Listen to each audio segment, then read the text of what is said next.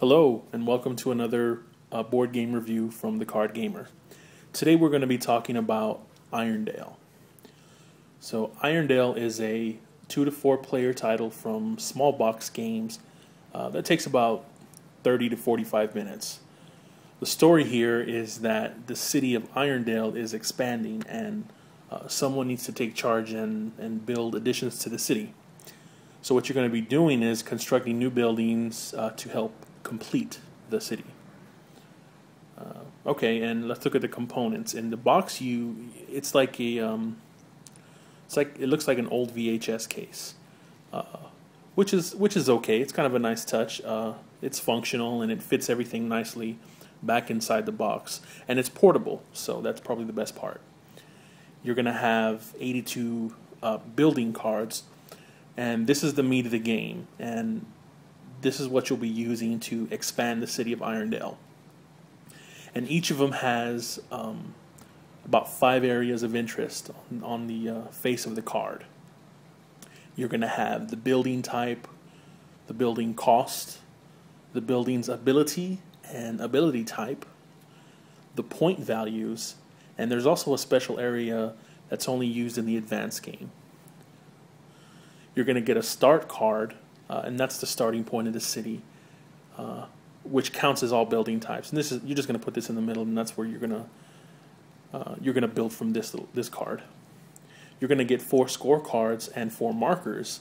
Now this is where you mark points after you play a building, and where you're going to mark all your spent points if you want to draw cards with your points.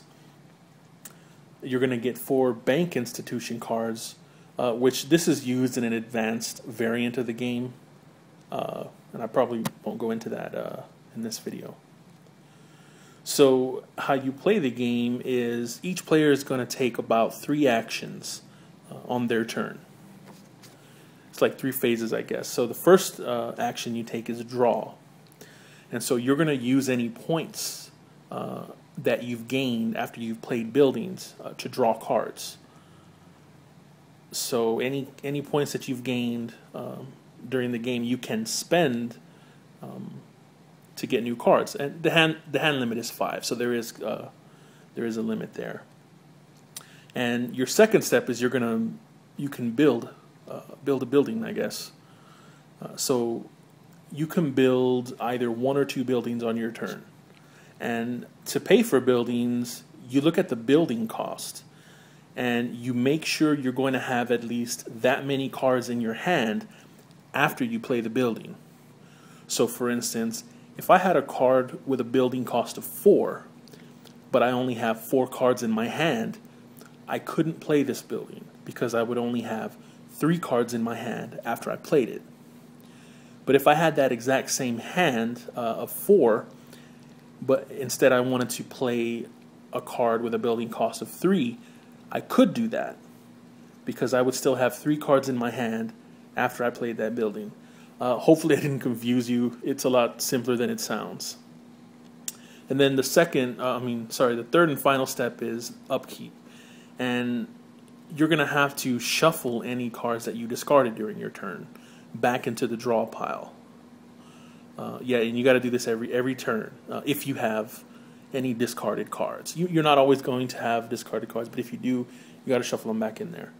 And then you're going to do a building count, because what triggers the end of the game is that you have a set number of buildings. And depending on how many players you have, that's how many buildings you're going to build up to. And once you reach a set number of buildings, everybody takes an additional turn, and that's the game. That's Irondale. So I played most of my games of Irondale with 2 players, and games took less than 15 minutes, give or take. So the first game was mostly reading the buildings and figuring out which ones gave you an ability when you built it and which ones gave you an ability when you built next to it. Now all the information is clearly marked on each and every card, but sometimes first-time players are going to become a little confused, I think, as to what to focus on, because there's so much information on every card. So when you add more than 2 players, downtime can become an issue. especially those with AP. So if you're an impatient gamer, Irondale may prove to be a bit of a test for you. Personally, I think it played best with 2. But I did play a few 3 and 4 player games, and they were enjoyable. So what do I think? I think Irondale is an extremely tactical game that serious CCG fans should really enjoy. It lets you put on your thinking cap and really go for broke with how you basically wager your points on the draw phase, betting that you can make it back and then some when you play that sweet building combo.